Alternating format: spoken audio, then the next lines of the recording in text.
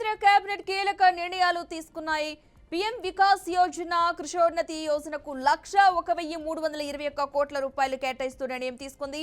రైతుల ఆదాయం పెంచేందుకు రాష్ట్ర ప్రభుత్వాల సహకారంతో అక్కడి పంటలకు అనుగుణంగా నిర్ణయాలు తీసుకున్నారు. ఫుడ్ సెక్యూరిటీతో రైతుల ఆదాయం పెంచేందుకు ప్రత్యేక కార్యాచరణ చేపట్టనున్నారు. చెన్నై మెట్రో ఫేజ్ 2కు కేంద్ర కేబినెట్ ఆమోదం తెలిపింది. 63,246 కోట్లతో చెన్నై మెట్రో ఫేజ్ 2తో 119 కిలోమీటర్లు 3 కారిడార్లలో 120 మెట్రో స్టేషన్లు నిర్మించనున్నారు.